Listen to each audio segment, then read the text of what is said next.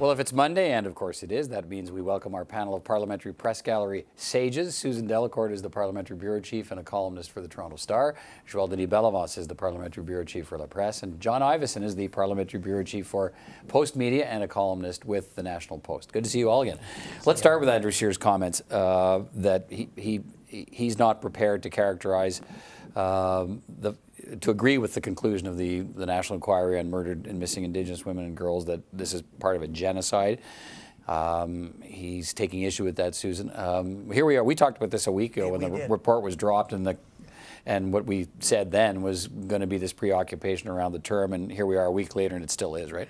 Yeah, and it's gone from being a preoccupation now to something polarizing. And I think there are a lot of people out there, I think as we discussed last week, who are going to agree with Andrew Scheer that it's too much to say that, and they're not just conservatives. You know, you saw Romeo Dallaire saying that, or even I believe Bob Rae said it. Well, even today, the Prime Minister in a French interview in Quebec said he would prefer to refer to it as a cultural genocide. So right. Clearly, he's still not comfortable with the term. Yeah, I think we all sort of said last week that it was unfortunate if everything got concentrated on this one word.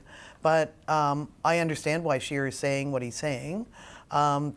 Because we have seen a lot of antipathy and upset over this word, and it is unfortunate, you know, that this report became a polarizing wedge political issue, because there's a lot in there that needs to be talked about. But if a week later we're not past this yet, it's not a good sign. Joël-Denis, what do you think? Yeah, we saw the Prime Minister, as you mentioned, backpedaling a bit on the use of genocide, the term genocide.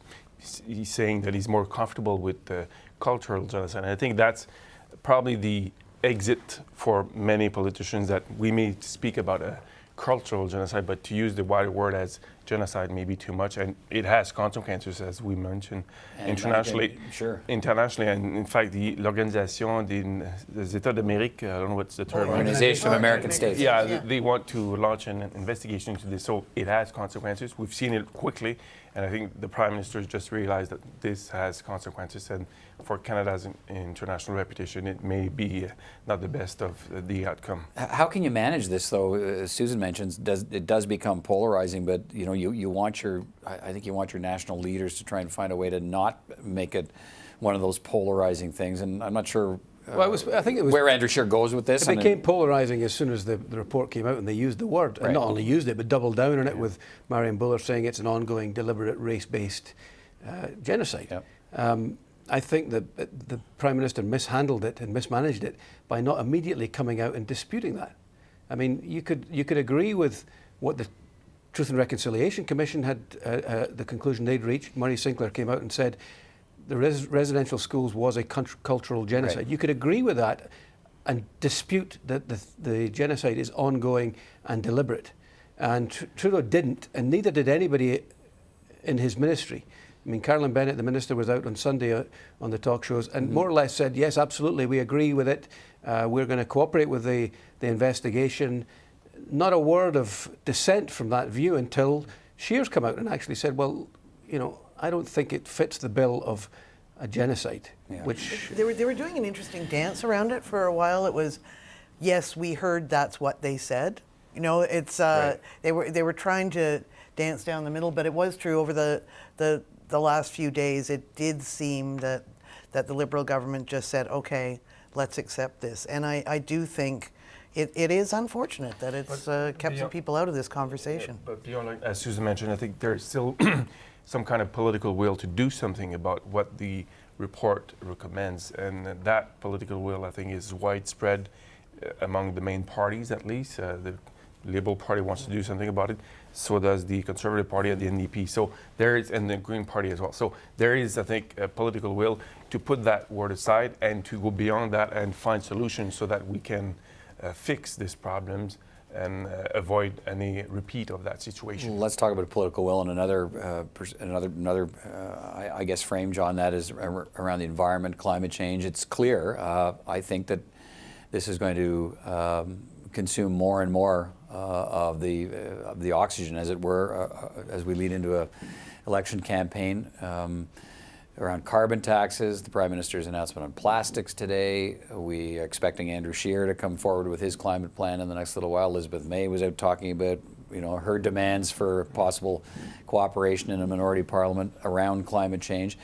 We have bills coming back from the Senate to the House of Commons, C-69 and C-48, and whether there might be a standoff of some kind between the Senate and the House over amendments proposed to these two bills. What do you think we're seeing here? And let's start there maybe with whether there's a standoff, whether we might see a standoff between the House and Senate. Well, I mean, all that and Trans Mountain Pipeline too, which we'll should have a decision on in the next 10 days. Next Tuesday, or so. yeah. So, Scheer was out today. He was actually ostensibly talking about the carbon tax. Right. He was asked about genocide, but it was about how the carbon tax rebate has not fulfilled what Trudeau had suggested it would. Suggesting the carbon tax rebate is a bust, which I don't think it is, because 97% of eligible families have applied for it and received it. But the Conservatives want to talk carbon tax. The Liberals are more happy talking about the broader issue of emissions and climate change. So in some ways, they're both happy to talk about it. There's different angles on it. Obviously, for the two big bills that are in the Senate coming back, they play into that whole debate. The C-69 is the environmental regulation bill, which from the Liberal point of view, they can hold that up and say we're going to be tougher on environmental assessments going forward.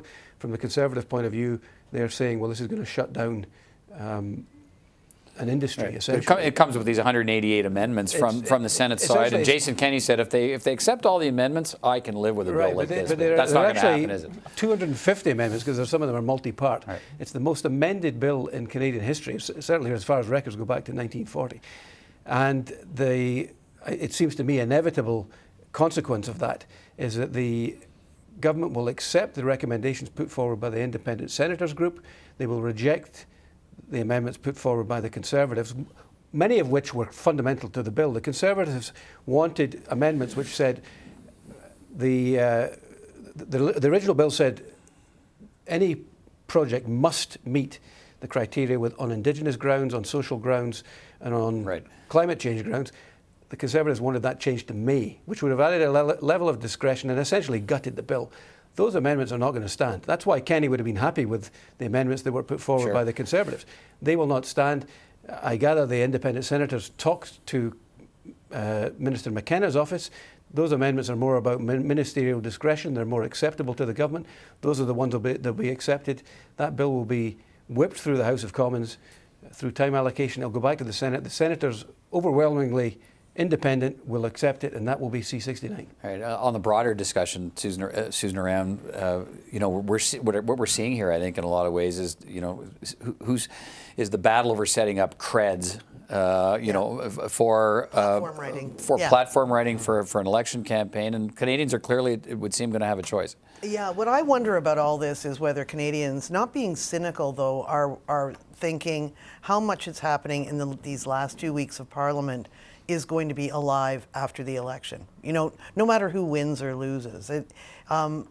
The plastics ban today too was the announcement really of a strategy for 2021, which is 2 years past the election. So I think Canadians might be looking at all of this saying, as we are saying right now, but through the same prism, which is, are you writing an election platform or are you writing a governing platform? Because I think it is going to be a huge issue. I think there's huge urgency under this, but I'm not sure that the Canadian public yet knows where they're at on this one too. This issue will probably dominate the election, just like the free trade agreement with the United States dominated the 1988 one. It was the dominant issue, and I think climate change will be. And what we've seen is that the party that has been pushing hard on the environment with some credibility, like the Green Party, is attracting the support of millennials, the young voters. And that is something to watch, I think, also in the election. Environment being the dominant issue, and young voters going to the party where they feel is. But what's really interesting to look at is like who ends up being on the right side is. I think that's what's really interesting in all the polling information we're seeing now is that it's not. Everybody talks about the need to deal with climate change and everything else, and yet there's a lot of people supporting Andrew Scheer's position, thinking he's on the right side of it. This was the same kind of noise that we were hearing in the Australian election last month. And it seemed that the overwhelming mood was with addressing climate change. The party of a carbon tax was going to be the one that was going to get elected. And at the last minute, the public decided they weren't willing to pay that extra amount of money, and the coal-loving anti-carbon tax party became the new government. And the polls there's an Angus Reid poll out today which suggests that Andrew Scheer is trusted more in the climate than Justin Trudeau, even though he has no plan. He's supposed to have one the next few days. We're still waiting. He's got a plan, maybe, but he hasn't told anybody about it just yet. Let's finish on this. We heard some of this several months ago, but now it's back again, and that's Jean Chrétien becoming an emissary on behalf of Canada and the Trudeau government to go to China to try and free the Canadians, to try and deal with these irritants between the two countries. What do you think? I actually didn't give this much credibility the first time I heard it, but now it's Brian Mulroney who is saying send Chrétien to China. If he'd been saying that 20 years ago, it would have been saying it in a different kind of context. Well, he would have said send him to China and don't bring him back. Exactly. I also do think, though, I do wonder whether China is the same China that Jean Chrétien dealt with. That there are people around the current Prime Minister who will say that China has changed since they came to power. That Chrétien was all about opening up Canada to China, and I'm not sure that in a country that was interested in having more open, and building trade and building relationships. And I'm not sure that that's that same China. So Chrétien, I do think, has good contacts there. People liked him, but that was a different time. So I'm not entirely sure what he can accomplish, but certainly it's better than not talking to them. So what Mr. Chrétien understands from that relationship with China is that it's based on personal relationship. If you have a good rapport with people, you may get some of your interests better defended. And I think Jean Chrétien is a people, politician or former politician, and I think he would be used in the right way. But I think the current Prime Minister, is reluctant to go that route, because if he goes that way, that means that he has given up on all the other options, which are getting pretty limited anyway, in terms of getting those Canadians released. There was an olive branch seemingly extended by the Chinese last week. The soon-to-depart unlamented ambassador Liu Xie had mentioned the fact that they were keen to compromise, although it didn't sound like China was really actually going to compromise on anything. But if there is a sense that they would like to lower the temperature a little bit, then maybe Monsieur Chrétien and his son-in-law, André Desmarais, who's the head of the Canada-China Business Council, maybe that's the kind of contact we need, because let's face it, we don't have an ambassador there right now. All right, well, lots to watch. Thank you all. Take care. Thank you.